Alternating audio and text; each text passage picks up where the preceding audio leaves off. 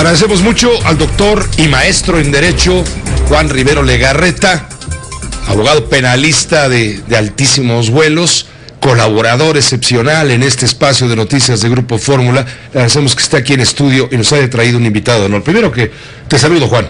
Mi querido Pepe, bienvenido. De veras, tantas flores me echas, No, hombre, estás muy bien correspondido. Gracias. Porque de veras, eres el mejor. Yo no soy doctor, yo no soy tu amigo desde hace como 40 años, pero eso lo dejamos para una discusión cantinera tú y yo. Es que los doctores aquí en el Seguro Social. y nos trae Juan a don Alberto Enrique Nava Garcés, abogado.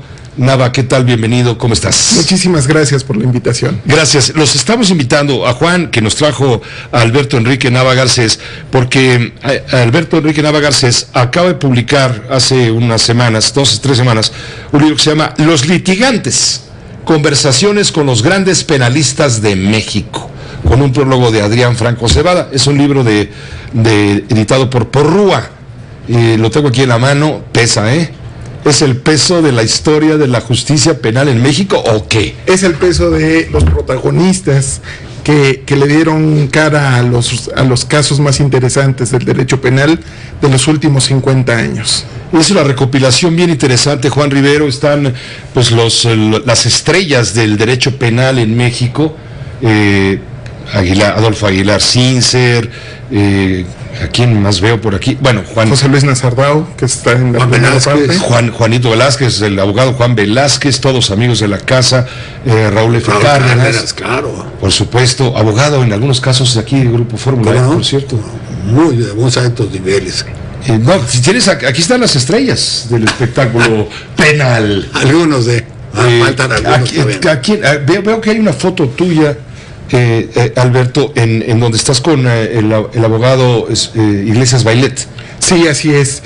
De hecho, una de las desgracias de este libro maestro, ¿no? Fue no haber podido comenzar este proyecto muchos años antes, cuando todavía teníamos otros rostros del derecho penal que hicieron historia, pero no podíamos dejarlos fuera, y por eso los incluimos en el prólogo y señalamos también hasta los que se nos habían quedado en el tintero, pero ya próximamente tendremos la suerte de, en una segunda edición, de tener un personaje más. ¿Por qué te motivaste, Alberto, para escribir esto y contar esta historia?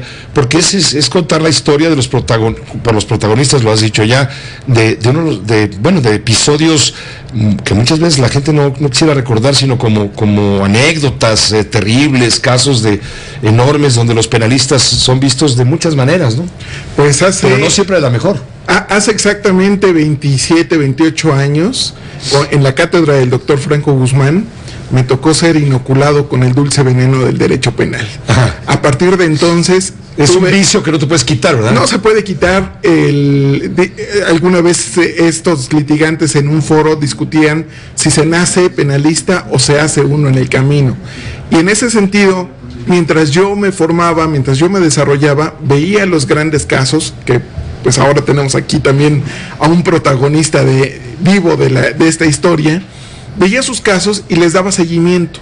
Algún día tendría yo la oportunidad de saber qué pensaban, cuál era la parte humana detrás de sus casos, y finalmente se trata de casos excepcionales. Juan, claro, a ti, bueno, yo te conozco precisamente por un caso excepcional y varios luego que se derivaron, y tú me pusiste en contacto con Adolfo Aguilar Sincer, y ahí fuimos conociendo a otros y a otros y a otros, y me interesó mucho porque siempre he pensado que los penalistas, comparados con lo que hacemos los informadores, pues es el equivalente a el reportero. En el periodismo hay muchos estratos, puede ser comentarista, analista, investigador, no sé qué, y lo más bonito del periodismo es la crónica y la investigación, el reporteo.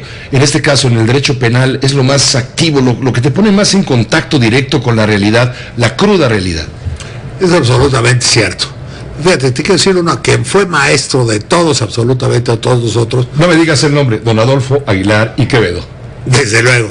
Pero fíjate, don Adolfo Aguilar y Quevedo incluso tuvo el papá de Adolfo Aguilar Sincer, ya fallecido, claro. Ya fallecido. Y uno de los mejores estrategas ahora decían? Es el cara de hacha. El cara de hacha, sí.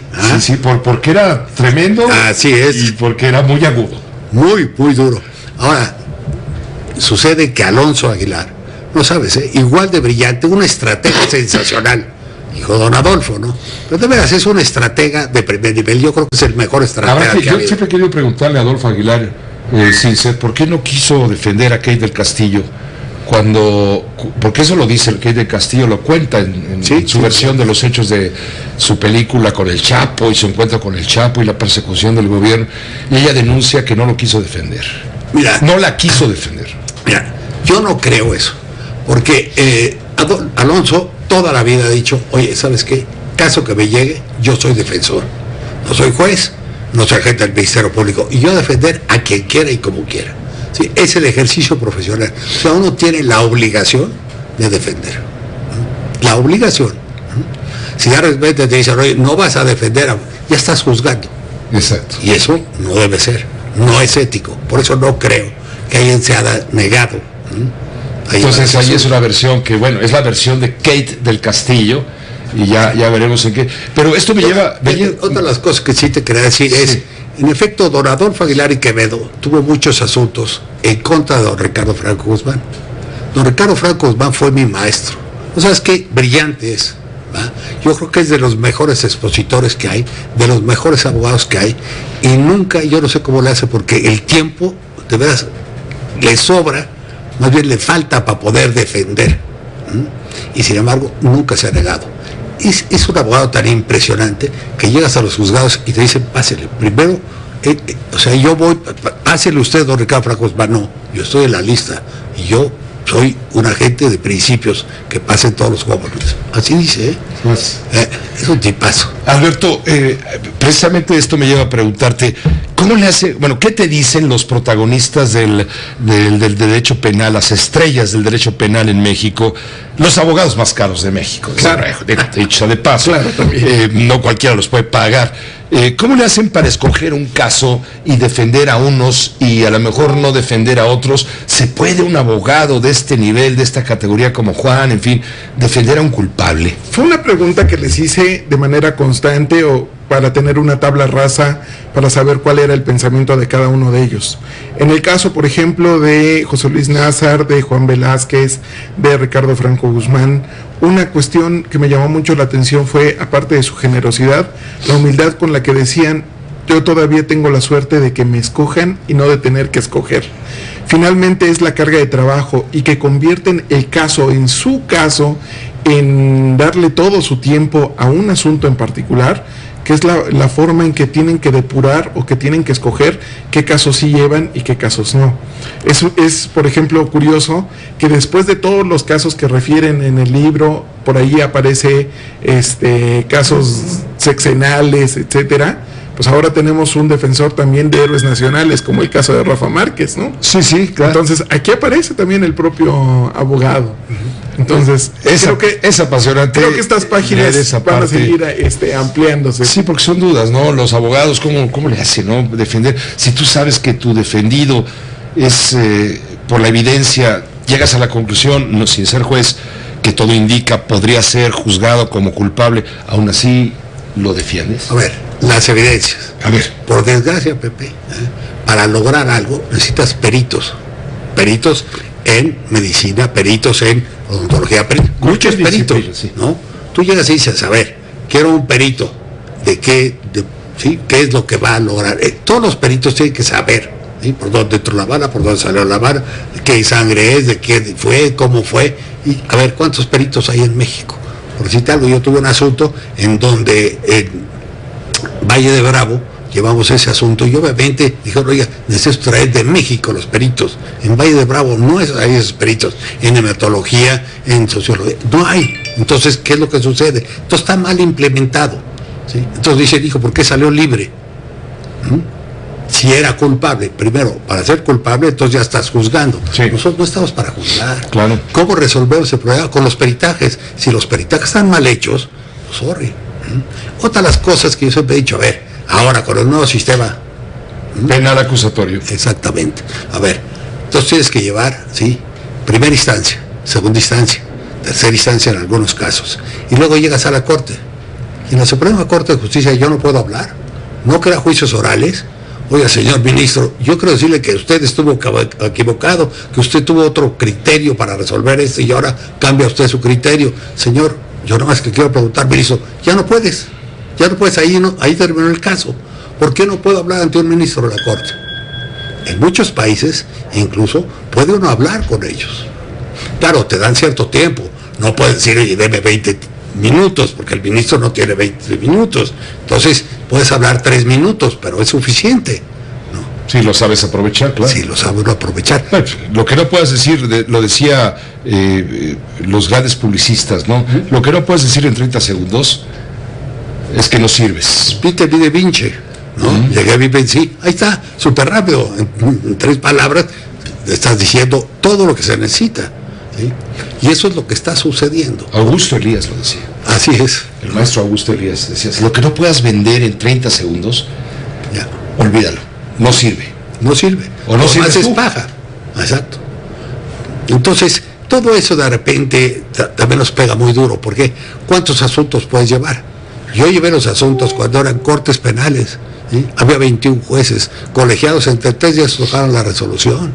¿Sí? Entonces, en aquel entonces, ahora, ¿cuántos jueces? O sea, ¿cuántos jueces se necesitan? ¿Cuántos magistrados se necesitan? ¿Cuántos peritos se necesitan? Ese ya es un problema gravísimo, gravísimo. Entonces, pues ya estamos ya en otra etapa del derecho, tenemos que entenderlo, todavía no lo acabamos de asimilar, el nuevo sistema penal acusatorio. Hay quien dice, se está convirtiendo esto, va a convertir a la justicia en una puerta giratoria a las cárceles, porque por un lado entran y por otro salen, porque hay formas de proteger al delincuente más que a la víctima. Ha tenido muchas críticas, lo hemos hablado incluso con Raúl Cervantes, claro, el que fue procurador general de la República. Juan Velázquez es lo primero que dice. Sí. Eso no debería haber sido toda la vida, y Juan Velázquez se opuso terminantemente. Aquí Juan Velázquez vino a decir un día, caray, ¿cómo no ser delincuente? Si tengo el 98% de posibilidades de no sufrir un castigo, vaya que es un negocio, tengo solamente el 2% de posibilidades de pagar por lo que hice, pues me la juego. Es decir, en el país de la impunidad. Y sin embargo, el nuevo sistema de justicia penal ha traído nuevas fórmulas que hay que explorar. Uno, que la víctima ya tiene voz en el propio proceso. Ajá. Antes no, antes tenía que hablar a través de un ministerio público. En este sentido, la puerta giratoria nada más es una cuestión de cambio cultural. Antes teníamos todo en la ley, ahora estamos esperando a tener un país de jueces donde tengan el valor y la fuerza para juzgar y para que sepan, sin que aparezca tal cual en la ley, cómo tienen que resolver. Un tema apasionante. Vamos a leer el testimonio de estas estrellas del derecho penal en México, hoy por hoy. Vamos a leer Los litigantes, este libro de Alberto Enrique Nava Garcés, Conversaciones con los grandes penalistas de México, de Editorial Porrúa. Se va a convertir en libro de texto seguramente para los estudiantes del derecho. Sistema penal. Ya sé que voy a arreglar de Navidad a mis amigos que están estudiando derecho. A los hijos o a los todavía no nietos de mis ¿quién amigos? mató a Kennedy? Ahora que anda ahí un güerito aquel. Sí. Y no sabe todavía quién mató a Kennedy. ¿Después de cuántos años? Después de cuántos 1963. Nada más. Gracias, Juan Velázquez. Juan Rivero estamos hablando de Juan Velázquez. Gracias, Juan Rivero, por estar con nosotros, por traernos este libro y por presentarnos ya aquí en vivo, en directo, Alberto. Gracias a ti, de veras, Pepe, siempre estaré muy agradecido contigo, porque toda la vida me das este tiempo para exponer, cuando tienes 1000 casos aquí ahorita. Bueno, aquí cada caso saca tepocatas y víboras prietas, alimañas. Gracias, que te vaya muy bien. Gracias, Juan. Gracias, Alberto, por estar aquí. Gracias por la invitación. Gracias, Alberto Enrique Nava Garcés, autor de Los litigantes. Bueno, él coordinó, y realizó todas las entrevistas con los grandes abogados de México.